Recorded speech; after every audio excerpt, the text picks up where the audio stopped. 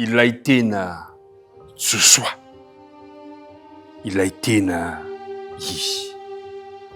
Izany no anasako anao amin'ity maraina ity, manasanao hatratra amin'ny farany.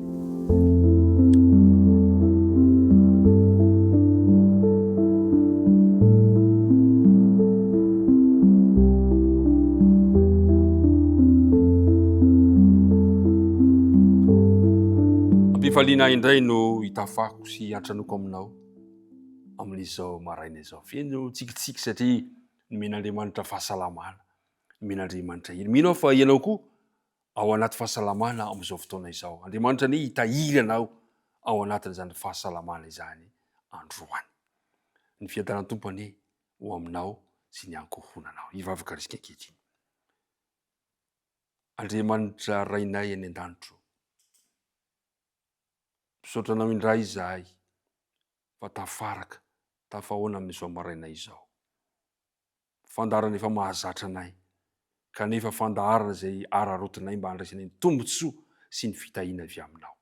Petraka tananao ary nidinika hifanaovana, mamelany ilokay, anara Jesosy. Amen. Ny andininy natao tadiana trano hanomboantsika ny tafa sy ny dinika. Korintiana voalohany 7:20. Ary zany dia nanjo azy mba ho anatra sady voasoratra izany ho fananarana antsika izay niharany farany izao tontolo izao. Mino fa fambavanao zany anatra. Josoa, ilay tena Josoa, ilay tena izy. Ny mpiara-midinika namana, tiana na dia atao hoe tandindona aza ny tantaran'i Josoa. Dia tena zavatra nitranga teo amin'ny tantara. Niady nitarihan'i Josoa ny zanak'Israely. Tena nisy teo amin'ny tantara. Tsy hoe anganongano. Ary ny tantaran'i Josoa dia mandrafitra ny ampahany manan-danja teo amin'ny tantaran'ny zanak'Israely.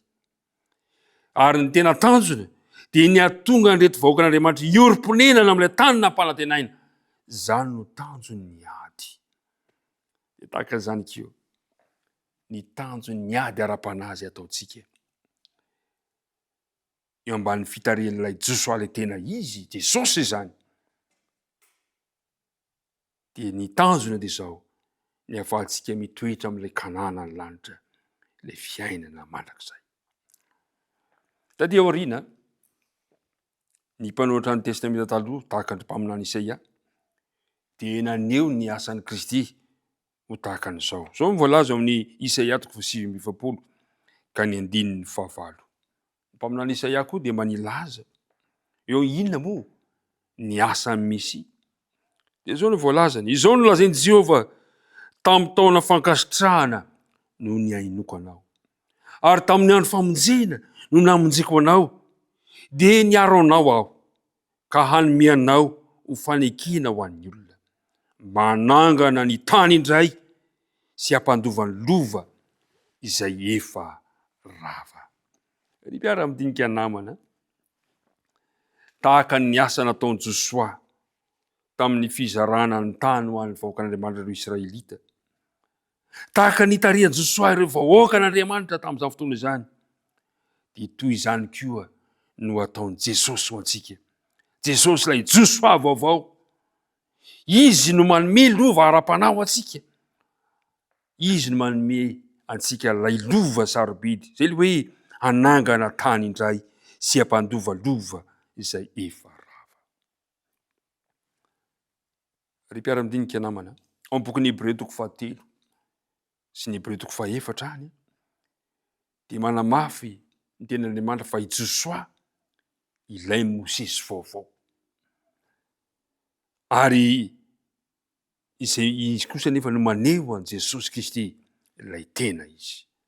Maro eo amin'ny asa fanompoana nataon'i Jesosy miaraka voalaza amin'ny testamenta vaovao no mifanaraka amin'ny asa izay nataon'i Josoa. Ohatra amin'izany, tahaka ny idiran'i Josoa tao amin'ny tany Kanana tao ireny 40 taona tany anefitra, dia toy izany koa ilay tena Josoa, ilay tena izy dia Jesosy Kristy, nanomboka ny asa fanompony kosa izy tao aorianany 40 andro nakana fanahy azy tany anefitra. Nanomboka ny asa fanompony tany an-danitra Kristy rehefa afaka 40 andro teto amin'ity hevitra ity tany izay misy antsika ity. Hitantsika amin'izany fa tena Jesosy ilay tena Josoa. Jesosy ilay tena izy. Fantatsika tsara. Fa tao aoriana ny batisan Jesosy teo amin'ny olon'ny Jordana noho ny ampitahany Kristy ny olon'ny Jordana tahaka izay nataony Josoa. Mahafinaritra zany tena zany. Teo amin'ny batisan Jesosy teo amin'ny olon'ny Jordana noho ny ampitahany Kristy ny olon'ny Jordana. Ary ny zanak'Andriamanitra rehetra kosa izao sy anao dia saina mita ihany keo amin'ny olon'ny Jordana io amin'ny alalan'ny batisa. Ka na iza isika mba te ho an'ilay tany nampanantenaina tsy maintsy mita io Jordana io, tsy maintsy atao batisa ianao. Noho izany teo amin'ny batisa dia aseho ilay Andriamanitra mpiady mahery Jesosy. Izy no niadiny Jehova amin'ny heri ilay ratsy amin'ny alalan'ny fiainana feno fanetretena. Ny fiainana sy ny fahafatesana teo amin'ny fijaliana no nahatonga ny Satana ho voaroka. Ny fiainana sy ny fijaliana sy ny fahafatesany no nitarika fandresena ho antsika tsirairay avy. Nanolotra fitsarana ara-panahy ho an'ny vahoaka ny Andriamanitra ary manome lova ho an'ny tsirairay avy. Ry mpiara-mandinika namana, Jesosy no manome fandresena ho antsika. Jesosy ilay tena Josoa. Jesosy ilay tena izy. Raiso izy ho tombo sy mpamonjy anao androany. Andao andeha anaiky ny fitantanany isika. Asainy mita ny olon'ny Jordana ianao. Aza misalasala. Raha mbola misy ankohonanao aminao ka mbola tsy nita ny olon'ny Jordana, fotoana izao irana mita ny Jordana miaraka amin'ny Jesosy. Jesosy dia nita ny olon'ny Jordana tamin'ny alalan'ny batisa. Raha toa ka mbola tsy nita ny Jordana ianao, manapa-hevitra androany atao batisa. Andriamanitra anie hitahy ianao ka ny fitantanan'i Jesosy ny tanjony dia ho an'ilay tany nampanantenaina. Zay lova zay foman'Andriamanitra ho an'izay tia azy ho antsika tsirairay avy. Hivavaka risika ankehitriny. Andriamanitra rainay io, misaotra ny amin'ny teninao izay nomenao anay, mampatsiahy anay fa fandresena no fiafaran'ny ady atrehinay miaraka aminao. Tianay ary teny ankehitriny dia ho mampandresy miaraka aminao zahay. Ka naiza hitarianao anay dia ekenao. Ka raha hitan'ny Jordana ianao dia tarianao koa zay mba hita izany Jordana izany. Avelao zay Andriamanitra. Tario amin'ny fanahy masina zay anaiky mba hitany amin'ny Jordana amin'ny alalan'ny batisa. Dia mitantana ary anay momba anay amin'ny tontolo andro ity. Tonononay ny vavaka amin'ny anara Jesosy. Amen.